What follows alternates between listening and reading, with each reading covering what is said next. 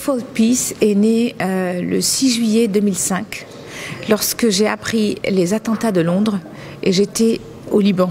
Je me trouvais là-bas avec mon fils. Ça m'a replongé 30 ans, 35 ans en arrière. Et j'ai eu la même angoisse quand j'avais 7 ans. J'ai ressenti la même peur, mais pire. Parce que pour moi, pour avoir la paix et être en sécurité, il fallait que je quitte le Liban. Autrefois, de 75 à 90, il fallait quitter le Liban pour être en sécurité. Et la sécurité, elle était en Europe, elle était partout dans le monde. J'ai ressenti que ce jour-là, on n'était plus dans une guerre ni régionale, ni locale, mais c'est devenu mondial. Je suis joaillière, spécialisée dans les très grosses perles de Tahiti et d'Australie, et j'ai décidé à ce moment-là de cesser toute activité commerciale pour dévouer ma vie, pour créer des messages, des bijoux, des messages qui sont forts et qui peuvent déjà vous faire réagir. 3 symboles, 3 mots. Safe, world, peace. Comment on va faire ça? Comment on va y arriver? On va être ensemble. On ne parle plus de religion. On ne parle pas de juifs, chrétiens, musulmans. On parle comment on échange. Et on partage nos traditions, nos cultures, nos coutumes, à travers des messages.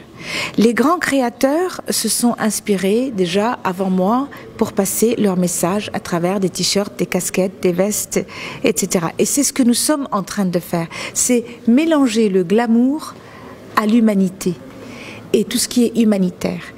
Aujourd'hui, quand vous achetez une pièce de Safehold Peace, ça peut être un bijou, ça peut être un accessoire. Vous avez le message visuel immédiatement. Mais tout de suite, nous payerons 30 repas de chaque minimum, de chaque bijou acheté, chaque sac acheté, chaque casquette, chaque item. Donc vous avez fait 2 actes, 2 actions lorsque vous avez acquis une de nos pièces. Et ça ne s'est jamais fait. Nous sommes une marque mondiale à but 100% non lucratif.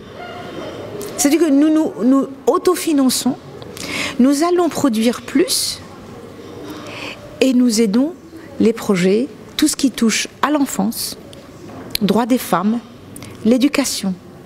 Aujourd'hui, qu'est-ce qui rassemble le plus? Comment on peut régler le problème? Je n'ai absolument pas la prétention de vous dire que je vais sauver le monde. Pas du tout. Aujourd'hui, mon but, c'est comment on se rassemble ensemble. Qu'est-ce qui rassemble? Le sport, la musique, l'art, le théâtre. C'est à travers ça qu'on va y arriver. Les enfants n'ont pas de couleur, n'ont pas de religion. Ils s'en fichent complètement.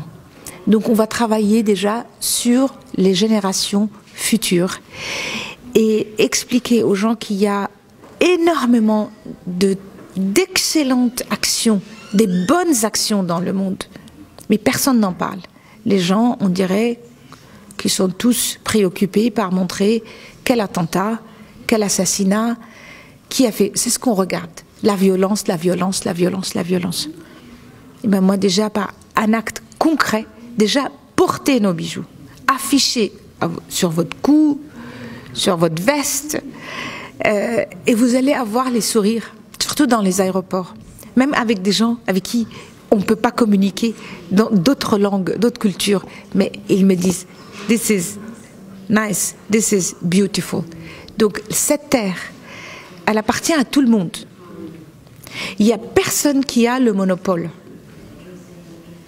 Et je tiens à montrer que nous sommes là pour la partager ensemble et elle appartient à tout le monde. Tu ne me juges pas, je ne te juge pas, je m'en fiche quelle est ta religion. Si tu es juif ou tu es musulman ou tu es chrétien, ça ne m'intéresse pas, ça appartient, c'est personnel.